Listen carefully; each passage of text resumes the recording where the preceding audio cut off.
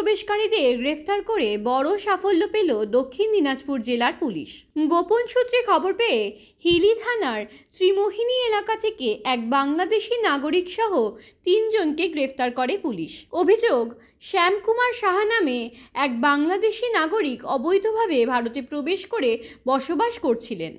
তাকে আশ্রয় দেওয়ার অভিযোগে অমৃত দাস নামে এক ভারতীয় নাগরিককেও গ্রেফতার করা হয়েছে বলে জানা গিয়েছে। এছাড়াও ভুয়ো প্যান কার্ড, আধার কার্ড ও ভারতীয় ব্যাংকের পাসবুক তৈরি করে দেওয়ার অভিযোগে অলোক পালকেও ইতিমধ্যে আটক করেছে পুলিশ। তবে ঘটনা সম্পর্কে ডিএসপি হেডকোয়ার্টার বিক্রম প্রসাদ এক সাংবাদিক সম্মেলনে পুলিশের পক্ষ থেকে তদন্ত শুরু হয়েছে বলে আশ্বাস দিয়েছেন। খবর পাই যে একজন বাংলাদেশি নাগরিক, সে আমাদের হিলি এলাকার ত্রিমোহিনীর এলাকায় বেশ কিছুদিন ধরে অবৈধভাবে থাকছে এবং এখানকার বিভিন্ন রকম কার্যকলাপের সাথে সে যুক্ত।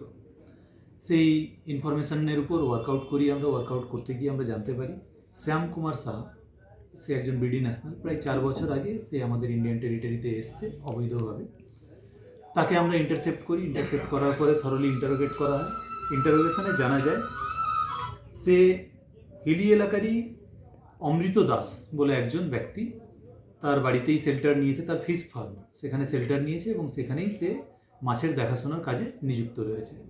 তো আমরা এই অমৃত দাসকেও ডিটেইন করি এবং তাকে জিজ্ঞাসাবাদ করে জানা যায় যে তিনি এই ব্যক্তিকে শেল্টার দিয়েছিলেন। আরও ফার্দার ইন্টারোগেশনে আমরা যেটা জানতে পারি যে এই শ্যামকুমার সাহা এই অমৃত দাসের সহযোগিতায় তার আধার কার্ড এবং প্যান কার্ড তৈরি করেছেন ইন্ডিয়ান।